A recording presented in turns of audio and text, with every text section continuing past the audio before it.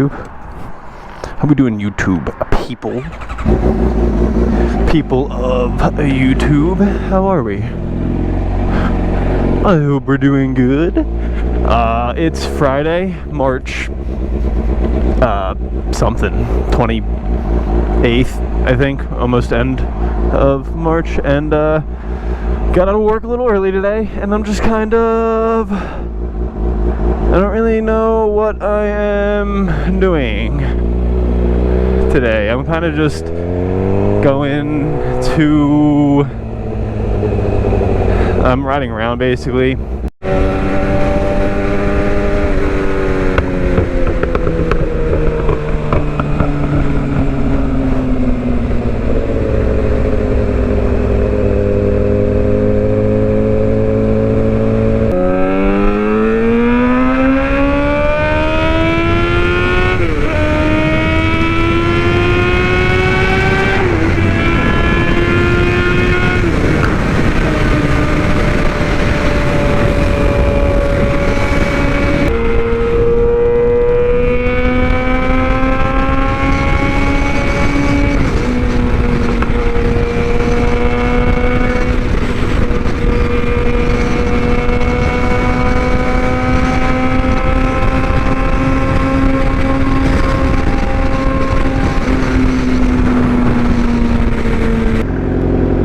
So I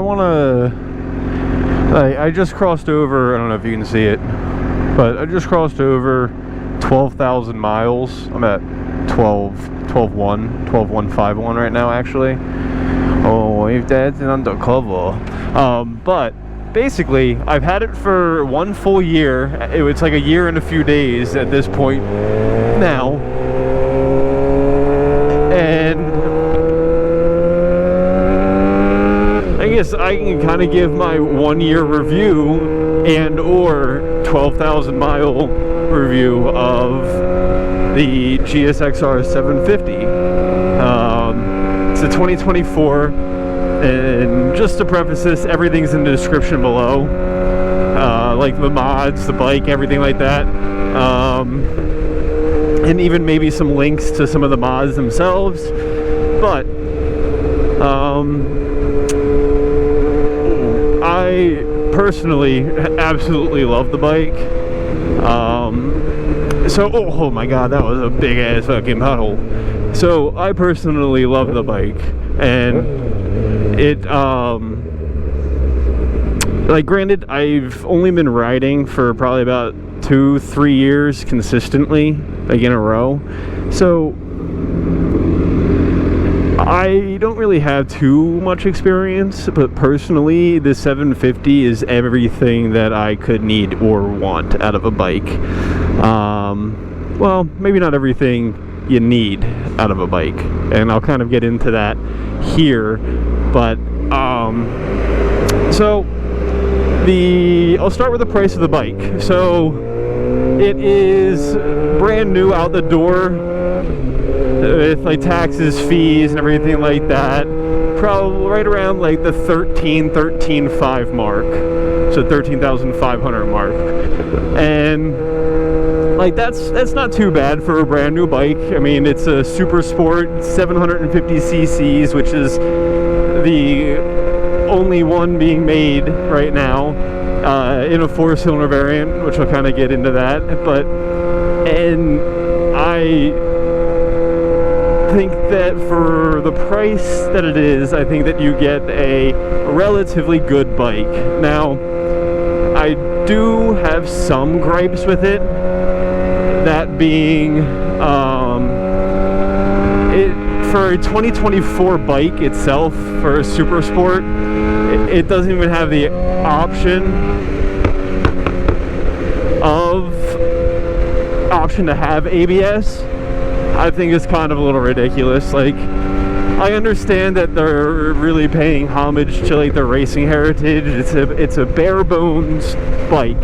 You get rider mode A, rider mode B. Rider mode A is full power. Rider mode B is just a little less acceleration, and or like it takes longer to accelerate, something along the lines of that. And that's it. There's no ABS, traction control, wheelie control, rider controls, or anything like that. There's nothing.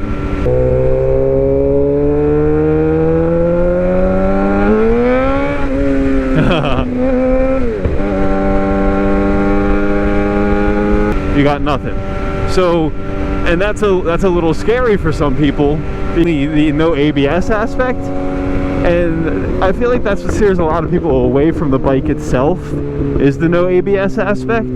But in my 12,000 miles, 1 year of riding, I have never Corvette. I have never needed to. I'll just sneak in right here. I've never locked up my brakes or needed to lock up my brakes or slam on my brakes for any specific reason. Damn, there must be something bad going on.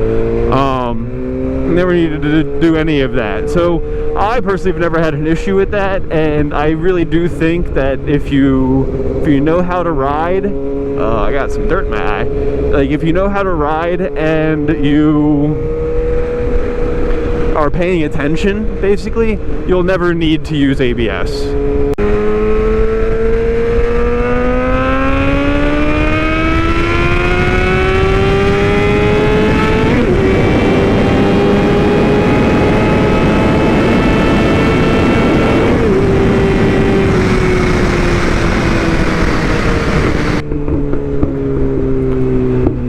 But yeah, for like 13 grand, 13.5, I'd like to see the option for ABS, or just like if they're gonna make it kind of like their homologation to their like racing heritage and stuff like that.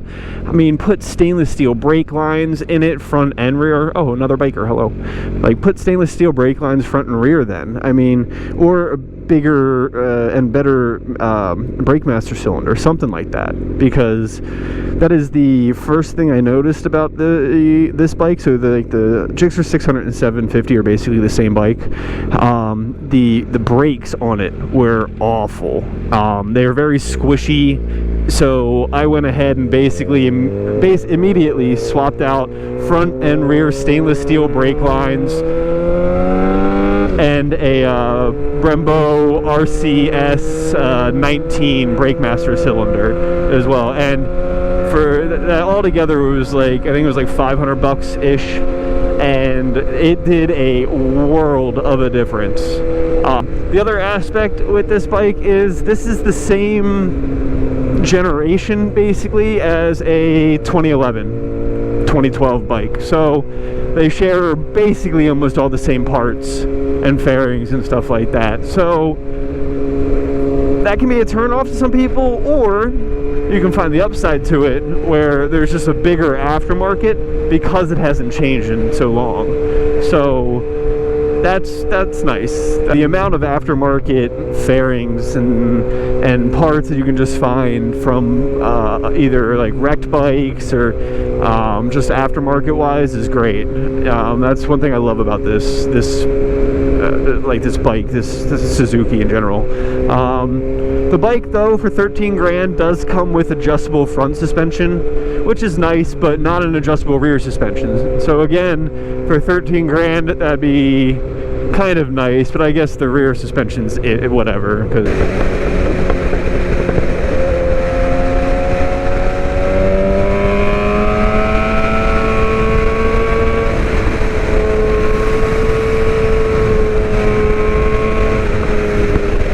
but yeah, it's just meant to, you get the bike, the 750, because it's got a little bit more low end oomph to it, a little more low end torque to it, and then also just because it's not a 600, it's a 750. They don't really make any more. I'm not splitting, don't worry, you're good. Thank you though. They don't make 750s anymore, especially in 4 cylinders. I mean, basically, it's just, it hangs in there with the 1000s, but obviously it's not a 1000. It doesn't have that top end or anything like that. So there's that. I mean, you can obviously like tune and like change the gearing a little bit, and you can make it hang in there a little bit better, but it's just not going to be a 1000 in general. So if you want to hit 200 miles an hour, then just get a 1000, but don't get a 1000 if it's your first bike. Don't do it. Don't get this as your first bike either, because there's nothing to it. So a good first bike, I think, is a good little 650, and then if you're feeling a little ballsy, the Kawasaki 636, a new one, just because they've got all the bells and whistles.